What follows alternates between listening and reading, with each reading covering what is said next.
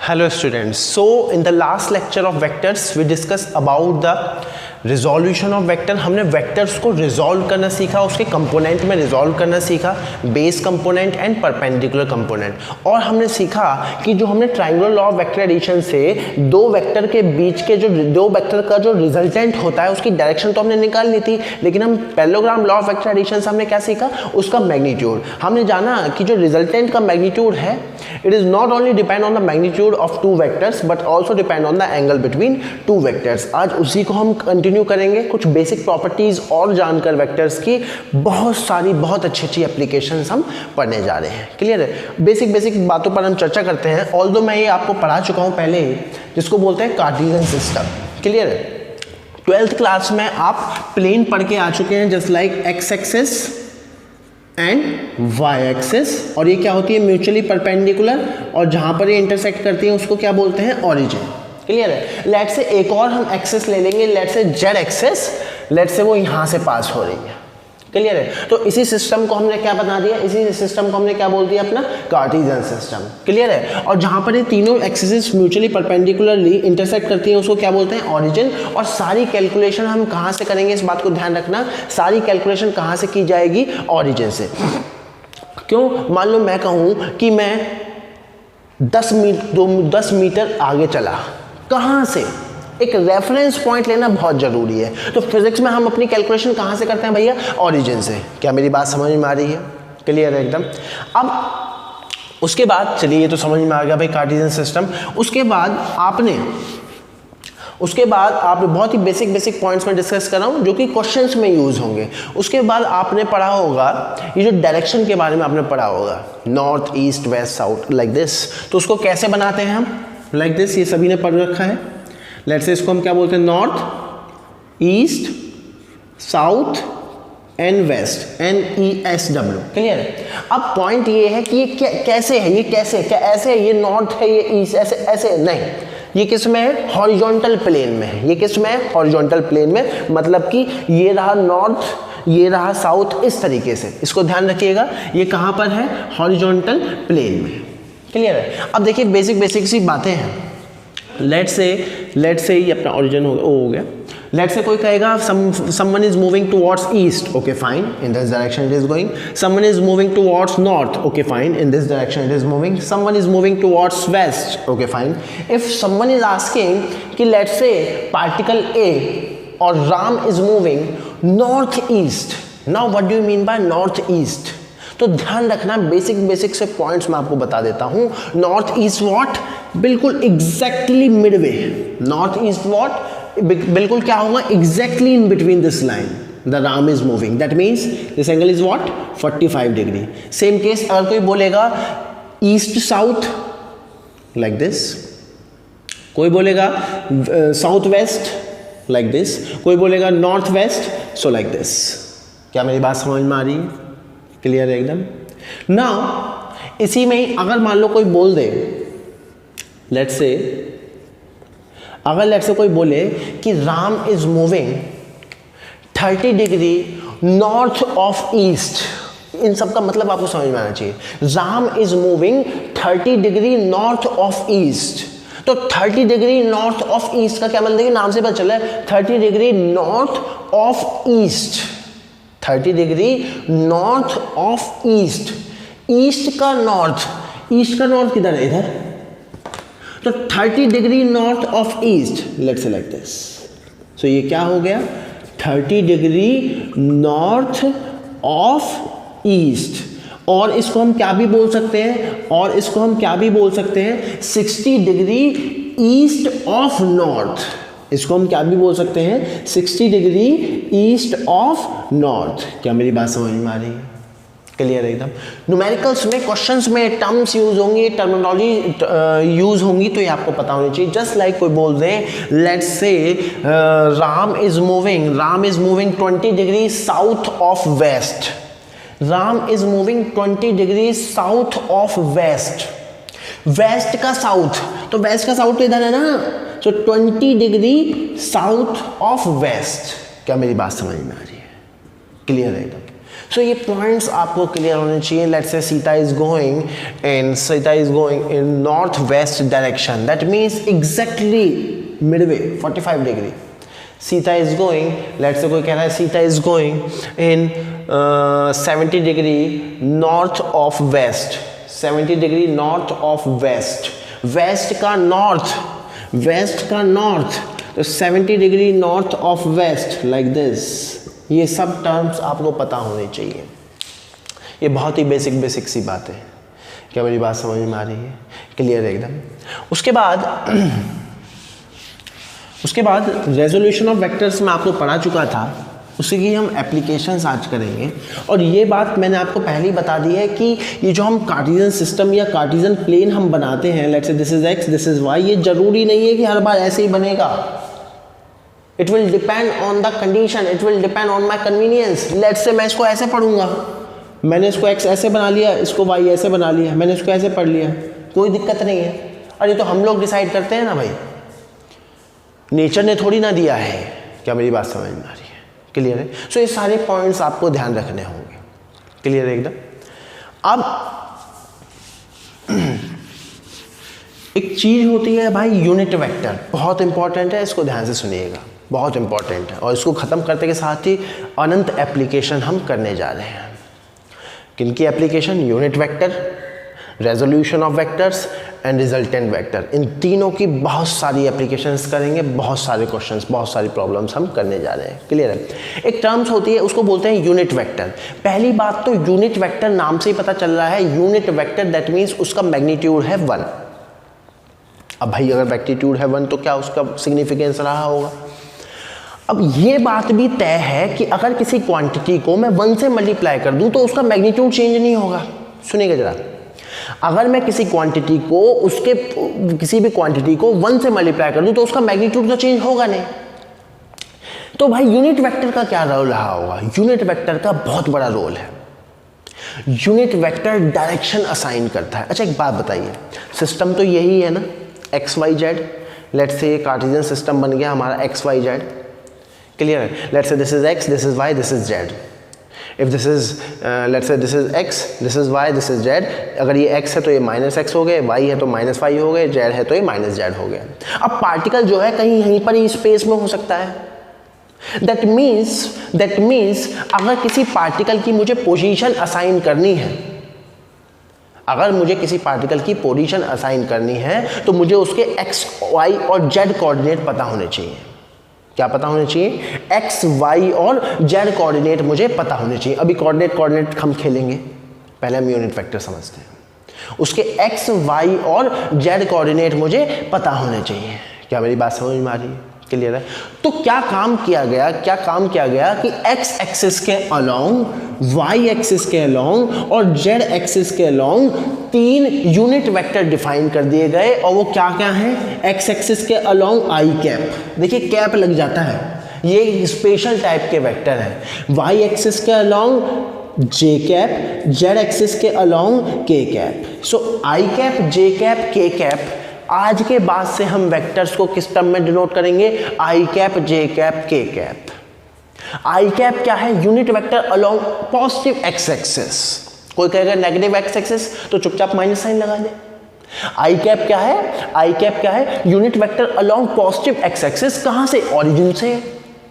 जे cap क्या है? जे cap क्या है? Unit vector along positive y axis from origin. K cap क्या है? Unit vector along positive z axis from origin. क्या मेरी बात समझ में आ रही है? क्लियर है एकदम. इन सभी का मैग्नीट्यूड क्या होता है? 1. दैट मीन्स अगर मैं किसी भी ट्रम के साथ ये यूनिट वेक्टर लगा दूं तो ये यूनिट वेक्टर उसका मैग्नीट्यूड तो चेंज करेंगे, लेकिन ये क्या दे देंगे उसको? डायरेक्शन. यही इंपॉर्टेंट है. ये क्या दे देंगे उसको? आई कैप, जे कैप, के कैप क्या दे देंगे उसको? डायरेक्शन. क्या मेरी बात समझ में आ रही है? क्लियर है एकदम. तो आई कैप, जे कैप, के cap are 3 unit vectors which are assigned along x axis, y axis and z axis. अगर minus x, minus y, minus z के अलॉन्ग डिफाइन करना है तो चुपचाप माइनस साइन लगा दे. क्या मेरी बात समझ में आ रही है? क्लियर है एकदम. तो यूनिट वेक्टर का रोल क्या हुआ? यूनिट वेक्टर का रोल क्या हुआ? बहुत इंपॉर्टेंट लाइन है। यूनिट वेक्टर का रोल क्या हुआ? They give the direction, they assign the direction from origin. ये ध्यान रखना है, they assign the direction from origin. क्या मेरी बात समझ में आ रही है? क्लियर है? दैट मीन्स लेट्स से पहले बिल्कुल बेसिक बातें कर रहे हैं। ये अपना एक्स एक्सिस हो गया, ये अपना वाई एक्सिस हो गया, ये अपना ओरिजिन हो गया। लेट्स से एक पॉइंट है ए जो कि ओरिजिन से लेट्स से 5 मीटर की दूरी पर है। ओरिजिन से कितने मीटर की दूरी पर है? वो 5 मीटर की दूरी पर है। अब मान लो मुझे वेक्टर फॉर्म में इसको लिखना है, मान लो मुझे वेक्टर फॉर्म में लिखना है, दैट मीन्स मुझे OA वेक्टर लिखना है। तो देखो 5 क्या हो गया उसका मैग्नीट्यूड? 5 क्या हो गया उसका मैग्नीट्यूड? O से A तक जाने में आपको किधर जाना पड़ रहा है? पॉजिटिव एक्स एक्सिस में। तो किसका सहारा लेंगे? I cap. तो चुपचाप मैं यहां क्या लगा दूंगा? 5 I cap. Now what do you mean by 5 I cap? Origin से एक पॉइंट है एक्स एक्सिस पे जो कि कितनी दूर है? 5 यूनिट। और किधर की तरफ है? किधर की तरफ है? Plus x axis. कैसे पता चला? आई कैप। लेट से कहीं लिखा हुआ है b बराबर, लेट से कहीं लिखा हुआ है b बराबर -6j कैप, b बराबर -6j कैप। पहली बात तो 6 वेक्टर है, ये तो समझ में आ रहा है, वेक्टर है ये तो समझ में आ रहा है। 6 क्या है? उसका मैग्नीट्यूड। 6 क्या है? उसका मैग्नीट्यूड। जे कैप क्या है? जे कैप क्या है? वो वाई एक्सिस के अलोंग है। कहाँ से? ओरिजिन से। नेगेटिव साइन क्या बता रहा है? वो नेगेटिव वाई एक्सिस के अलोंग है। क्या मेरी बात समझ में आ रही है? क्लियर है एकदम? दैट मीन्स बी वेक्टर बराबर -6j कैप। वो कहाँ पर होगा भाई? ये रहा ओ बी वेक्टर। और 6 क्या हो गया उसका? 6 क्या हो गया उसका? मैग्नीट्यूड। क्या मेरी बात समझ में आ रही है? क्लियर है एकदम? बहुत इंपॉर्टेंट पॉइंट है ये, बहुत important point. Unit vectors. So unit vector का रोल क्या है? यूनिट वेक्टर का रोल क्या है? They give the direction, they assign the direction. क्या मेरी बात समझ में आ रही है? यूनिट वेक्टर क्या काम करते हैं? दे सिंपली असाइन द डायरेक्शन। क्यों? क्योंकि अगर मैं किसी के भी साथ ही यूनिट वेक्टर लगा दूंगा तो उसका मैग्नीट्यूड तो चेंज होने वाला नहीं है। तो क्या होगा? वो उसको डायरेक्शन असाइन कर देगा। क्या मेरी बात समझ में आ रही है? क्लियर है एकदम? बहुत इंपॉर्टेंट पॉइंट है। आई कैप, जे कैप, के cap are 3 unit vectors assign along x axis, y axis, z axis and they give just the direction. क्या मेरी बात समझ में आ रही है? क्लियर है? और सारी कैलकुलेशन कहाँ से करते हैं हम? ओरिजिन से। सारी कैलकुलेशन कहाँ से करते हैं हम? ओरिजिन से। क्लियर है? अब एक टर्म होती है उसको बोलते हैं पोजीशन वेक्टर। एक टर्म होती है उसको क्या बोलते हैं हम? Position vector. पोजीशन वेक्टर को समझने से पहले अभी और डिटेल में बात करेंगे, अभी इसके बारे में और डिटेल में बात करेंगे। इसको जरा नोट कीजिएगा। पोजीशन वेक्टर को समझने से पहले मैं ये देख लूँ क्या आपको कोऑर्डिनेट लिखने आते हैं कि नहीं। क्या आपको कोऑर्डिनेट लिखने आते हैं कि नहीं? Let's say this is x axis, this is y axis and this is अपना origin. Let's say there is a square. Clear है? और उसकी साइड ले लेते हैं लेट्स से रेक्टेंगल। इसकी साइड ले लेते हैं let's say this is A and this is B. Clear है? इसके कोऑर्डिनेट्स हैं let's say this is A, this is B, this is C, this is D. Side क्या हो गई उसकी? स्मॉल ए और स्मॉल बी। मुझे कोऑर्डिनेट लिखने हैं तो कोऑर्डिनेट कैसे लिखते हैं भाई? ए का कोऑर्डिनेट क्या होगा? ए का कोऑर्डिनेट क्या होगा भाई? 0,0। बी का कोऑर्डिनेट लिखना है, बी का कोऑर्डिनेट लिखना है। देखिए ओरिजिन से ऐसे चले, सिर्फ एक्स एक्सिस में चले, वाई एक्सिस में कितना चला मैं? 0। तो एक्स एक्सिस में कितना चला मैं? एक्स एक्सिस में कितना चला मैं? ए। वाई एक्सिस में कितना चला मैं? 0। लेट से मुझे डी के कोऑर्डिनेट लिखने हैं तो ओरिजिन से कैसे चलूंगा मैं? 10। तो कितना चला? डी तक जाने में कितना चला मैं? एक्स एक्सिस के अलोंग कितना चला? 0। वाई एक्सिस के अलोंग कितना चला? बी। यहां तक पहुंचना है, कैसे भी चल लो, ऐसे चल लो या ऐसे चल लो, एक ही बात है। क्या मेरी बात समझ में आ रही है? ओ से सी तक जाना है। एक्स एक्सिस के अलोंग कितना चला? एक्स एक्सिस के अलोंग कितना चला? ए। वाई एक्सिस के अलोंग कितना चला? बी। तो इसके कोऑर्डिनेट क्या होगा? ए कॉमा बी। क्या मेरी बात समझ में आ रही है? क्लियर है एकदम? लेट्स से और 3D में देखते हैं। लेट्स से इस तरीके का सिस्टम है हमारे पास। Let's say this is x axis, this is y axis, this is z axis. ये अपना क्या हो गया? ओरिजिन। क्लियर है? लेट अस सपोज एक क्यूबॉइड या क्यूब मैं बना देता हूँ। लेट्स से मैंने क्यूब यहाँ पर बना दिया, क्यूब या क्यूबॉइड लाइक दिस। इस तरीके की सिचुएशन मैंने यहाँ क्रिएट कर दी है। क्या आपको मेरी बात समझ में आ रही है? लेट्स से इस तरीके की सिचुएशन यहाँ पर क्रिएट हो गई है। हाँ बिल्कुल ठीक, ये अपना क्या बन गया, लाइक दिस। ठीक है भाई, इसको और ज्वाइन कर देते हैं। Let's say this point is A, this is B, this is C, this is D, this is E, this is F, this is G, this is H.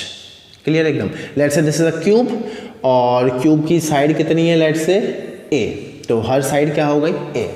मुझे हर एक के कोऑर्डिनेट लिखने हैं, मुझे हर एक के कोऑर्डिनेट लिखने हैं, तो कैसे लिखूंगा भाई? ई के कोऑर्डिनेट सबसे पहले तो इजी है, ई के कोऑर्डिनेट क्या होंगे 0,0,0। एच के क्या होंगे, एच के क्या होंगे, ओरिजिन से एच तक जाने में, ओरिजिन से एच तक जाने में एक्स एक्सिस के लॉन्ग कितना चला मैं ए, वाई जेड के लॉन्ग 0,0। इसके कोऑर्डिनेट क्या होंगे भाई, ऐसे चला मैं ओ से एफ तक, ऐसे चला मैं जेड एक्सिस में, तो एक्स एक्सिस के लॉन्ग कितना चला 0, वाई एक्सिस के लॉन्ग 0, जेड एक्सिस के लॉन्ग ए। क्या मेरी बात समझ में आ रही है? क्लियर है। जी के कोऑर्डिनेट लिखूंगा मैं, जी के कोऑर्डिनेट।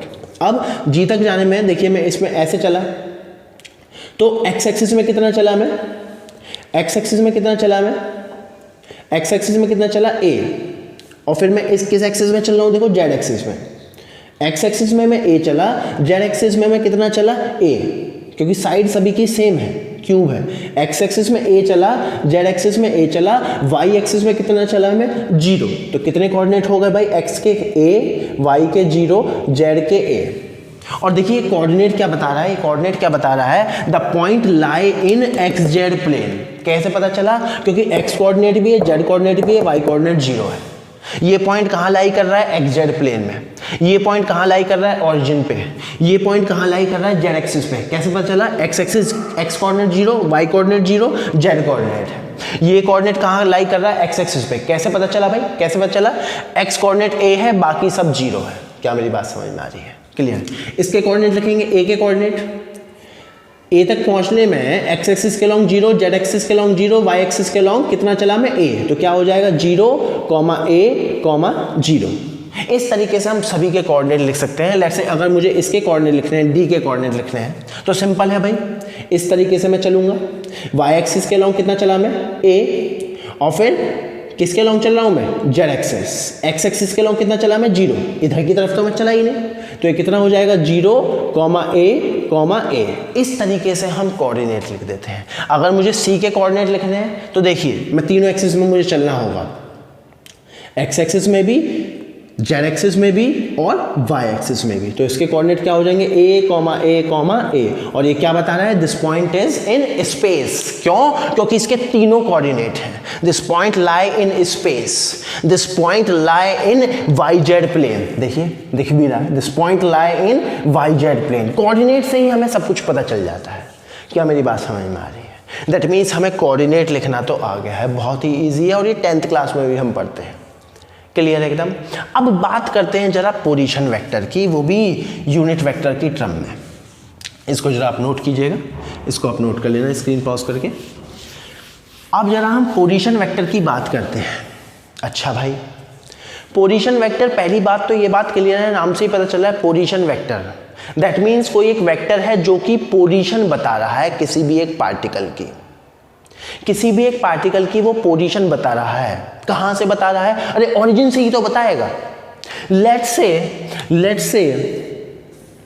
से ये अपना एक्स एक्सिस, ये अपना वाई एक्सिस, ये ओरिजिन हो गया। ये एक पॉइंट है ए, ये एक पॉइंट है ए जिसके कोऑर्डिनेट है 5,3। इसका मतलब क्या है, एक्स ओरिजिन से इस पॉइंट तक जाने में एक्स एक्सिस के लॉन्ग कितना चला होगा, एक्स एक्सिस के लॉन्ग कितना चला होगा 5, और वाई एक्सिस के लॉन्ग कितना चला होगा, वाई एक्सिस के लॉन्ग कितना चला होगा 3। इसका यही मतलब है कि भैया एक्स एक्सिस के लॉन्ग कितना चला होगा 5, वाई एक्सिस के लॉन्ग कितना चला होगा 3। अब अगर मुझे वेक्टर फॉर्म में दिखाना है, ध्यान से सुनिएगा, अगर मुझे वेक्टर फॉर्म में दिखाना है तो इसको मैं वेक्टोरियली कैसे लिख सकता हूं, इसको मैं वेक्टोरियली कैसे लिख सकता हूं, इस लाइन को मैं वेक्टोरियली कैसे लिख सकता हूं, this is what 5i cap. इसको कैसे लिख सकता हूं मैं, इसको कैसे लिख सकता हूं मैं, इसको कैसे लिख सकता हूं मैं 3j कैप। क्या मेरी बात समझ में आ रही है? क्लियर है एकदम। अब अगर आप बहुत ध्यान से देखोगे तो दो वेक्टर, बहुत सारे तरीकों से मैं सिखाऊंगा आपको, बहुत सारे तरीकों से सिखाऊंगा मैं। अगर आप बहुत ध्यान से देखोगे दो वेक्टर सेम ऑर्डर में लाई कर रहे हैं, दो वेक्टर सेम ऑर्डर में लाई कर रहे हैं, तो इन दोनों का रिजल्टेंट कुछ इस तरीके से होगा, और वो क्या होगा, sum of these two which is 5i cap plus 3j cap, और यही क्या हो गया, यही क्या हो गया, ए का पोजीशन वेक्टर। और देखिए जब मैंने इसका पोजीशन वेक्टर बनाया तो स्टार्टिंग पॉइंट कहां से है, ओरिजिन से। हमेशा स्टार्टिंग पॉइंट कहां से है, ओरिजिन से, क्योंकि सारी कैलकुलेशन हम कहां से करने वाले हैं, ओरिजिन से। तो ये क्या हो गया बेसिकली, OA क्या हो गया, बेसिकली OA क्या हो गया, position vector, position vector of this particle. OA क्या हो गया, position vector of this particle. वो क्या आया, 5i cap plus 3j cap. और मुझे कैसे पता चला, और कॉमन सेंस है ना यार, 5,3 एक्स एक्सिस के लॉन्ग 5 चलेंगे, वाई एक्सिस के लॉन्ग 3 चलेंगे। क्या मेरी बात समझ में आ रही है? अगर वेक्टर फॉर्म में लिखना है तो क्या करूंगा, आई कैप जे कैप के साथ खेलेंगे। 5 किसके लॉन्ग मूव किया, एक्स एक्सिस के लॉन्ग, 5i कैप। 3 किसके लॉन्ग की मूव किया, वाई एक्सिस के लॉन्ग, तो क्या आ गया, जे कैप। तो इसका पोजीशन वेक्टर क्या बन गया, 5i cap plus 3j cap. क्या इतनी बात समझ में आ रही है? क्लियर है एकदम। तो इस तरीके से हम लिखते हैं पोजीशन वेक्टर, बहुत इंपॉर्टेंट है, अभी और चर्चा करेंगे इस पर हम। क्या मेरी बात समझ में आ रही है? दैट मीन्स क्या आपको समझ में आ रहा है? लेट्स से अब मैं जनरली लिख दूं कि भाई कोई एक पार्टिकल है, उसका पोजीशन वेक्टर है लेट्स से 2i cap minus 4j cap. क्या मतलब है उसका? देखिए 2 क्या हो गया, उस पार्टिकल का एक्स कोऑर्डिनेट। आई कैप 2 क्या हो गया, उस पार्टिकल का एक्स कोऑर्डिनेट। कैसे पता चला, एक्स कोऑर्डिनेट है आई कैप, प्लस या माइनस प्लस। क्या मेरी बात समझ में आ रही है? दैट मीन्स ये जो पार्टिकल है ओरिजिन से प्लस एक्स एक्सिस की तरफ 2 यूनिट गया है। और 4j कैप 4 क्या है, मैग्नीट्यूड। j कैप क्या है, वाई एक्सिस। माइनस साइन क्या बता रहा है, नेगेटिव वाई एक्सिस। क्या मतलब है इसका, कि जो पार्टिकल है वो ओरिजिन से 4 यूनिट नीचे की तरफ गया है वाई एक्सिस में। दैट मीन्स इसको अगर मैं ग्राफिकली रिप्रेजेंट करूंगा तो क्या होगा, ये क्या बन जाएगा, लाइक दिस 2i कैप। ये क्या बन गया, like this minus 4j cap. और इन दोनों का रिजल्टेंट ही क्या होगा, इसका पोजीशन वेक्टर। तो वो क्या बन गया भैया, 2i cap minus 4j cap, ये पॉइंट। और इसके कोऑर्डिनेट क्या हो गए, 2, -4। दैट मीन्स अगर आपको किसी के कोऑर्डिनेट मालूम है तो आप इजीली उसका पोजीशन वेक्टर लिख सकते हो। पोजीशन वेक्टर क्या बताता है, basically position of the particle from the origin. Position vector क्या बताता है, basically position of the particle from the origin. Let's say कहीं लिखा हुआ है B vector will be equals to -3i cap plus 2j cap. B vector will be equals to -3i cap plus 2j cap. मुझे graphically इसको represent करना है। -3i cap क्या मतलब है, कोई एक पार्टिकल है जो कि ओरिजिन से एक्स एक्सिस के लॉन्ग 3 यूनिट गया है, किधर की तरफ गया है, माइनस एक्स एक्सिस के लॉन्ग। 2j कैप क्या मतलब है, कोई एक पार्टिकल है जो कि ओरिजिन से वाई एक्सिस के लॉन्ग गया है, कितना गया है, 2 यूनिट, ऊपर या नीचे, पॉजिटिव या नेगेटिव, पॉजिटिव। दैट मीन्स कोई एक पार्टिकल एक्स एक्सिस के लॉन्ग किधर मूव गया है, इधर की तरफ, और वो क्या हो गया, -3i कैप। वाई एक्सिस के लॉन्ग किधर मूव किया है, इधर की तरफ, कितना हो गया वो, 2j कैप। इन दोनों का रिजल्टेंट ही क्या होगा, उसका पोजीशन वेक्टर, विच इज कितना हो गया, -3i कैप। क्या हो गया ये, -3i cap plus 2j cap. और इसके कोऑर्डिनेट क्या होगा, -3, 2। That's all. क्या मेरी बात समझ में आ रही है? क्लियर है एकदम। तो पोजीशन वेक्टर बेसिकली क्या बता रहा है, कि भैया position of the particle from the origin. और अगर आपको पोजीशन वेक्टर मालूम है, अब देखिए आई कैप, जे कैप, के कैप का क्या सिग्निफिकेंस है, कितना जबरदस्त। अगर आपको पोजीशन वेक्टर मालूम है तो आप ये बता सकते हो exactly where the particle is. That means let's say मैं कुछ एग्जाम्पल लेता हूँ। लेट्स से एक पार्टिकल है, इसका coordinate position vector let's say 2i cap, second one 2i cap plus 4j cap, let's say 2i cap minus 3k cap, let's say i cap plus 2j cap minus k cap. ये 4 example मैंने ले लिए। 4 particle के position vector मैंने बताया। पहले को read करेंगे, ए वेक्टर बराबर 2i कैप। क्या मतलब है इसका? पहली बात तो देखते ही आपको पता चलना चाहिए कि पार्टिकल लाइन में है, प्लेन में है, स्पेस में है। मतलब उसके एक कोऑर्डिनेट है, 2 कोऑर्डिनेट है, 3 कोऑर्डिनेट है। Line, plane, space. क्या मेरी बात समझ में आ रही है? क्लियर है? इसका क्या मतलब है?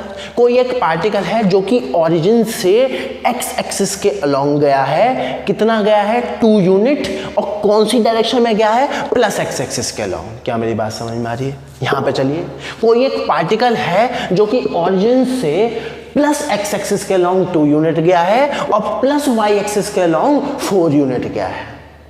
क्या मेरी बात समझ में आ रही है? क्लियर है एकदम? और पार्टिकल कहाँ पर है? देखिए मैं बना भी देता हूँ। पार्टिकल कहाँ पर है? Let's say this is x, this is y। Clear है?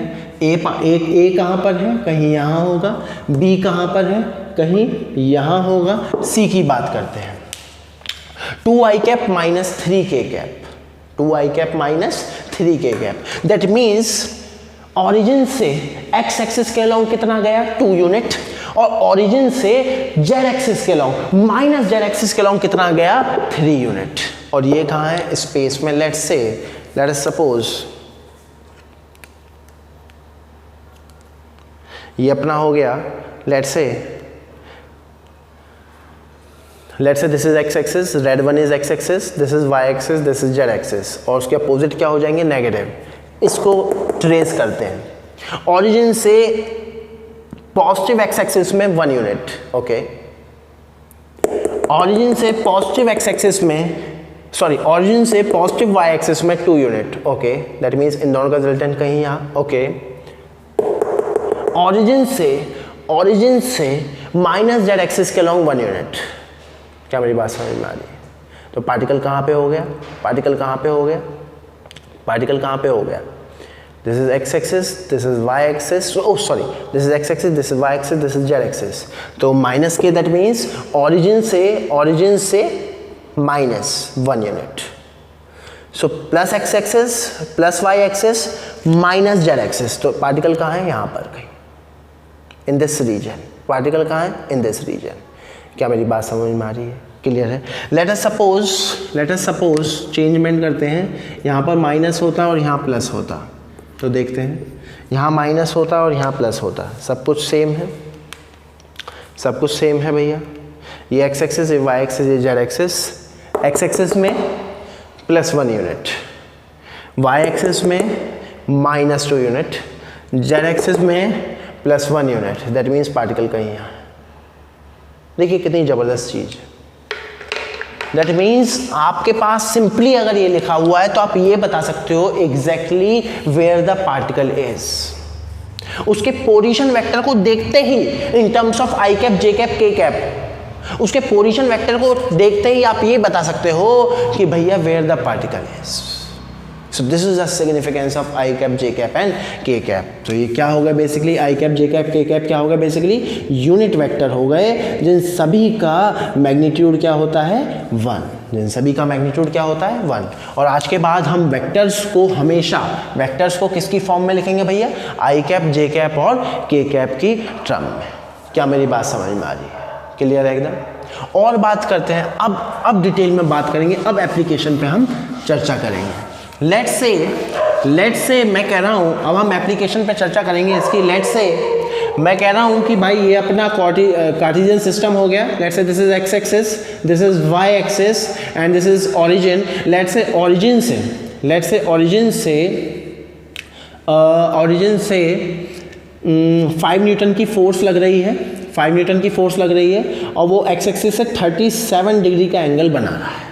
क्लियर है? मुझे वेक्टर फॉर्म में ये चाहिए। वेक्टर फॉर्म में मतलब एक्स एक्सिस के लॉन्ग और वाई एक्सिस के लॉन्ग मुझे इसका कोऑर्डिनेट्स चाहिए, मुझे इसके कंपोनेंट चाहिए। क्लियर है? अब कैसे करेंगे भाई?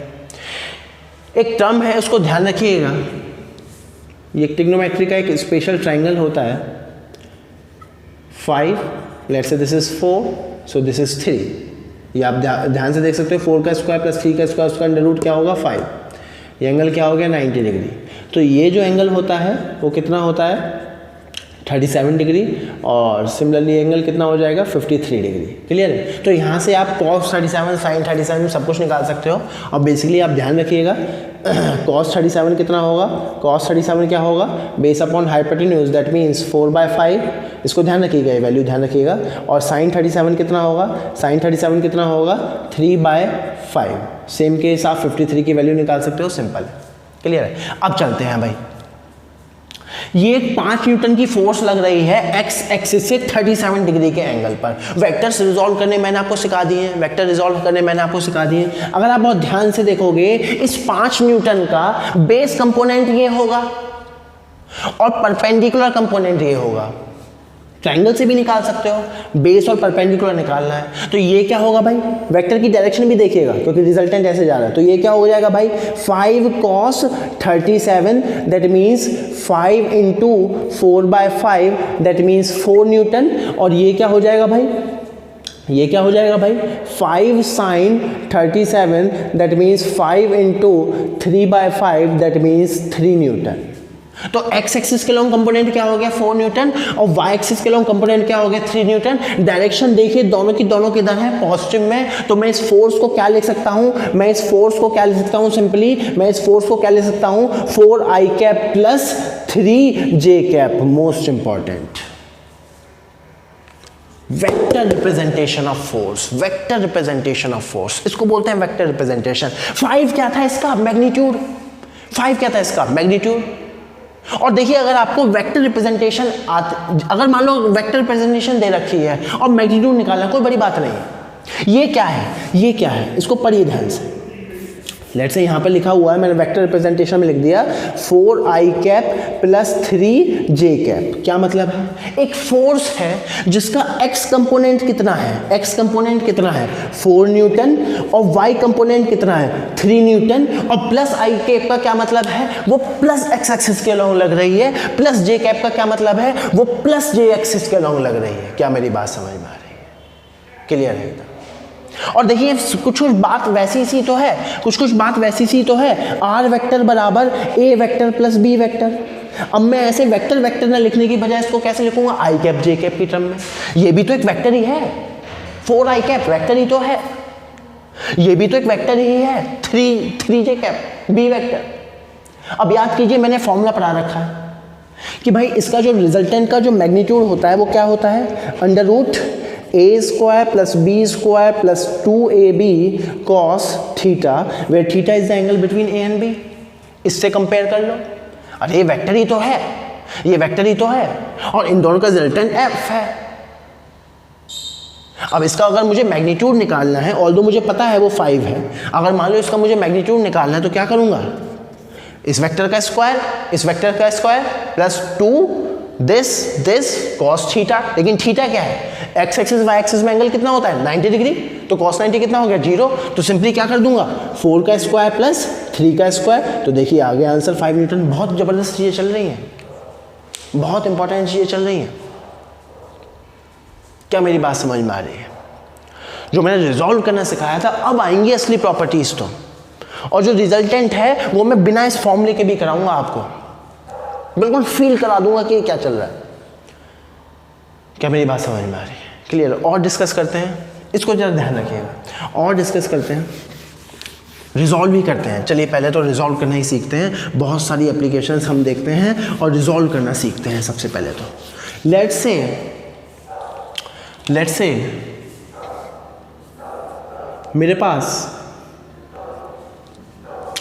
मेरे पास एक फोर्स है, वो इधर की तरफ लग रही है, लेट्स से 10√2 एंड दिस इज 45 डिग्री।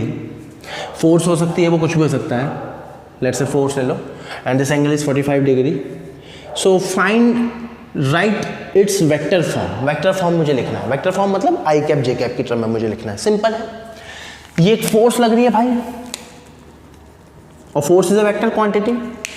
ये फोर्स हो सकता है या पोजीशन वेक्टर ले लो और कुछ भी ले लो, क्लियर है, मुझे तो रिजॉल्व करना सीखना है। तो ये कंपोनेंट क्या होगा, बेस कंपोनेंट, और ये कंपोनेंट क्या होगा, ये कंपोनेंट क्या होगा इसका, बेस कंपोनेंट, और ये कंपोनेंट क्या होगा इसका, परपेंडिकुलर कंपोनेंट। क्लियर है, तो ये कंपोनेंट क्या हो गया भाई, tan√2 cos 45, और ये कंपोनेंट क्या हो गया भाई, tan√2 sin 45, और sin 45 और cos 45 क्या होता है, √2 सॉरी 1/√2, 1/√2 से √2 क्या हो जाएगा, कैंसिल, तो ये क्या आ जाएगा tan, और ये भी क्या आ जाएगा tan। अब मान लो मुझे इसको वेक्टर फॉर्म में लिखना है, तो क्या आएगा भाई, tan एक्स एक्सिस के लॉन्ग tan है, लेकिन किधर की तरफ है, माइनस एक्स एक्सिस के लॉन्ग, तो क्या लिखूंगा, -tan i cap plus, y axis के लॉन्ग भी क्या है, tan, लेकिन प्लस है या माइनस, प्लस, तो क्या लिख दूंगा, +tan j कैप।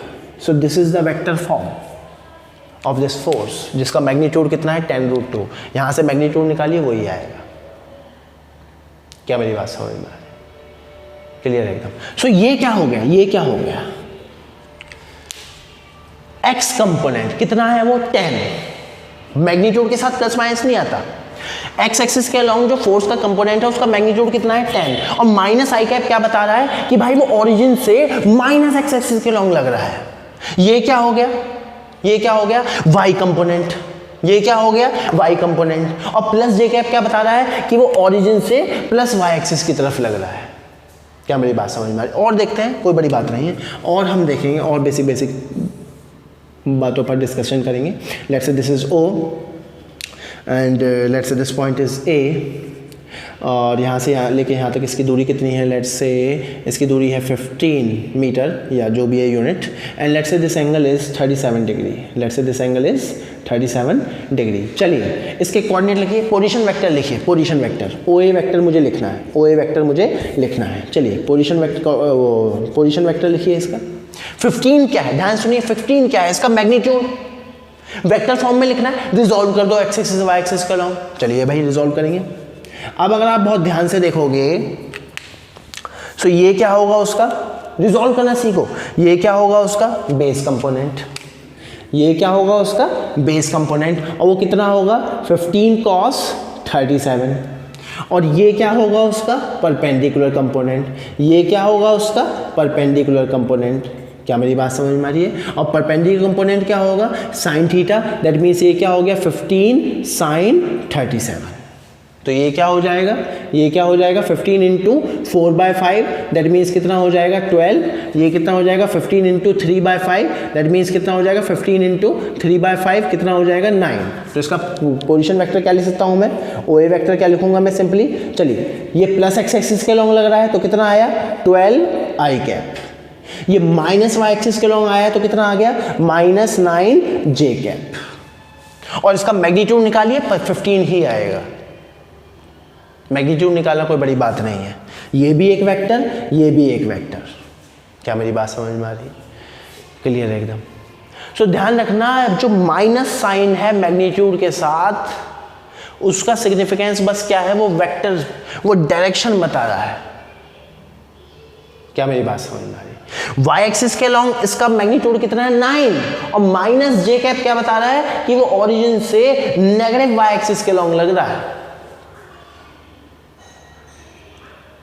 क्या मेरी बात समझ में आ रही है, क्लियर एकदम। अब और देखते हैं, लेट्स से रिजॉल्व करना ही सीखेंगे पहले तो बहुत अच्छे से। लेट्स से अपना हाँ, लेट्स से एक फोर्स है वो इधर की तरफ लग रही है, लेट्स से 5 न्यूटन। अब मान लो ठीक है भाई, मुझे एक्स एक्सिस वाई एक्सिस ऐसे नहीं बना ले, तो मैंने थोड़ा टेढ़ा करके बना लिया, मेरी मर्जी। Let's say this is x axis and this is y axis, that's fine. और ये जो अपना एंगल सस्पेंड कर रहा है ये कितना है 37 डिग्री। Now resolve it. मैंने जो अपना कार्टेशियन सिस्टम था, जो मैंने अपना कार्टेशियन सिस्टम था उसको थोड़ा सा रोटेट कर लिया। लेट्स से नॉर्मल केस में क्या होता है, like this is x, this is y, मैंने उसको क्या कर दिया थोड़ा सा रोटेट कर दिया। लेट्स से फोर्स जो है वो ऐसे ही लग रही थी 5 न्यूटन, मैंने इसको सिस्टम को रोटेट कर दिया, और कितने डिग्री से रोटेट कर दिया 37 डिग्री से। कोई बात नहीं, हम कर लेंगे फिर भी, चलिए अब क्या करेंगे भाई, अब क्या करेंगे, अब इसका x कंपोनेंट क्या होगा, सॉरी बेस कंपोनेंट क्या होगा 5 cos 37 और परपेंडिकुलर कंपोनेंट क्या होगा 5 sin 37। Simply now you can write. तो ये क्या हो जाएगा, ये क्या हो जाएगा 5 cos 37, ये क्या हो जाएगा 5 sin 37। तो इस फोर्स को वेक्टर फॉर्म में लिखूंगा तो क्या आ जाएगा, ये क्या आ जाएगा force, that means sorry 4, that means 4 i cap, ये क्या हो जाएगा 3, दैट मीन्स 3 j कैप। क्या मेरी बात समझ में आ रही है? कहने का मतलब है कि आप कार्टेशियन सिस्टम को भी चेंज कर सकते हो, रोटेट कर सकते हो, रेक्टिफिकेशन की कोई ज़रूरत नहीं। इन सभी को नोट डाउन कीजिए आप। ओके सो हमने पोजीशन वेक्टर लिखना सीख लिया है, हमने यूनिट वेक्टर का सिग्निफिकेंस देख लिया है, और भी हम डिटेल में बात करेंगे यूनिट वेक्टर के बारे में। हमने वेक्टर को रिजॉल्व करना सीख लिया है, हमने रिजॉल्व करके किसी भी चीज़ को वेक्टर फॉर्म में लिखना हमने सीख लिया है। अब अगर आप बहुत ध्यान से देखोगे रेजोल्यूशन इतना इंपॉर्टेंट है, you can calculate the resultant also without using that relation under a square plus b square plus 2ab cos theta. How, now let's say मैं एक एग्जांपल के तौर पे आपको समझाता हूँ। लेट्स से एक ओरिजिन है और यहाँ पर लेट्स से दो फोर्सेस लग रही हैं, दैट मीन्स वेक्टर लग रहे हैं। Let's say this is 10 Newton and this angle is let's से 37 डिग्री। क्लियर, एक पॉइंट है यहाँ पर 10 न्यूटन की फोर्स ऐसे लग रही है 37 डिग्री पर, और लेट्स से यहाँ पर अपना यहाँ पर 45 डिग्री के एंगल पर 10√2 न्यूटन की फोर्स लग रही है। क्लियर है, और आपसे पूछा जा रहा है बताओ find the resultant of these two forces, मतलब resultant of these two vectors. अब अगर आप बहुत ध्यान से देखोगे ये एंगल निकालोगे और फिर वही फॉर्मूला लगाओगे तो ये एंगल कुछ आर्बिट्ररी आएगा, उसकी वैल्यू आपको मालूम नहीं होगी। लेकिन मुझे क्या पता है, मैं वेक्टर को रिजॉल्व कर सकता हूं, उसको आई कैप जे कैप की टर्म में लिख सकता हूं। देखिए रिजॉल्व करके उसको आई कैप जे कैप की टर्म में लिखना बहुत इजी हो जाता है, बहुत इजी हो जाता है। क्यों? क्योंकि आई कैप जे कैप की टर्म में जैसे हमने लिख दिया तो दोनों के बीच में एंगल तो 90 डिग्री हो गया, मैग्नीट्यूड निकालना कोई बड़ी बात नहीं रह जाएगी। दैट मीन्स अगर सबसे पहले तो रिजॉल्व कर लो, मैंने इस 10 न्यूटन को रिजॉल्व करूंगा तो ये कंपोनेंट क्या आ जाएगा, base component which is 10 cos 37, that means कितना आ जाएगा ये 10 into 4/5, that means 10 into 4/5, that means कितना हो जाएगा 8 न्यूटन। ये कंपोनेंट क्या हो जाएगा भाई, ये कंपोनेंट क्या हो जाएगा 10 sin 37, that means 10 into 3/5, 10 into 3/5 तो कितना हो जाएगा भाई ये 6 न्यूटन। क्या मेरी बात समझ में आ रही है? अब आपने जब इसको रिजॉल्व कर लिया तो ये खत्म हो गया। ऐसा समझो इन दोनों की जगह ये या इसकी जगह ये दोनों, बात तो एक ही है। इन दोनों से मिला ये, मतलब इन दोनों का रिजल्टेंट हुआ ये, या फिर इसको मैंने इसमें रिजॉल्व कर लिया। क्लियर है? तो इसको थोड़ी देर के लिए भूल जाना, इसको इसलिए मैं डॉटेड कर देता हूं, इसको थोड़ी देर के लिए भूल जाना। क्लियर है? अब इसको रिजॉल्व करो भाई।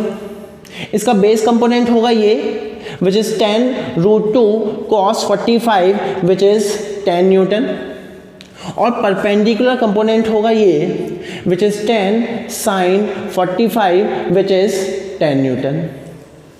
अब अगेन जैसे ही आपने इसको रिजॉल्व कर लिया इसको भूल जाओ थोड़ी देर के लिए। अब अगर आप बहुत ध्यान से देखोगे इसको मैं रीडिफाइन करता हूं। अब देखो इस पॉइंट पर इधर की तरफ कितनी फोर्स लग रही है 8 न्यूटन, इधर की तरफ कितनी फोर्स लग रही है 10 न्यूटन, इधर की तरफ कितनी फोर्स लग रही है 6 + 10 विच इज 16 न्यूटन, ऊपर की तरफ कितनी फोर्स लग रही है 16 न्यूटन। क्या मेरी बात समझ में आ रही है? इसको फर्दर सॉल्व करेंगे। देखिए इधर 10 न्यूटन इधर 8 न्यूटन, तो इन दोनों का रिजल्टेंट क्या आएगा, इधर की तरफ 2 न्यूटन। सिंपली ये 10 ये 8 सिंपली सब्ट्रैक्ट हो जाएंगे क्योंकि एंगल कितना है 180 डिग्री, तो इन दोनों का रिजल्टेंट क्या आएगा 2 न्यूटन इधर की तरफ। दैट मीन्स जब मैं इसको और रीडिफाइन करूंगा तो कुछ इस तरीके से सिस्टम बन जाएगा, ये 16 न्यूटन और ये कितना हो जाएगा 2 न्यूटन। अब अगर मान लो मुझे वेक्टर फॉर्म में लिखना है, रिजल्टेंट फोर्स को वेक्टर फॉर्म में लिखना है, तो देखिए क्या लिखूंगा मैं, ये क्या हो जाएगा एक्स कोऑर्डिनेट, इधर की तरफ जा रहा है negative, that means -2 I cap, ये क्या हो जाएगा वाई कोऑर्डिनेट, किधर की तरफ जा रहा है plus y axis, that means +16 j cap. अगर मान लो वो पूछ रहा है मैग्नीट्यूड, कोई बड़ी बात नहीं है, इन दोनों का रिजल्टेंट कहीं इसके बीच में से, दोनों के बीच में एंगल कितना है 90 डिग्री, तो सिंपली क्या कर दूंगा, -2 का स्क्वायर प्लस 16 का square. Now you can get the result. So देखिए आप रिजॉल्व के थ्रू और यूनिट वेक्टर के थ्रू आप किस तरह से चीज़ों को सिंप्लीफाई कर सकते हो। बहुत सारे एप्लीकेशंस हैं इसकी। क्या मेरी बात समझ में आ रही है? क्लियर है? सो इस लेक्चर को हम यहीं रोकेंगे। नेक्स्ट लेक्चर में और इसको थोड़ा एडवांस लेवल पे लेके जाएंगे और बहुत अच्छे एप्लीकेशंस हम करेंगे, यूनिट वेक्टर्स को और जानेंगे। क्लियर है? और बहुत अच्छी इंटरेस्टिंग एप्लीकेशंस हम करेंगे। Okay, thank you.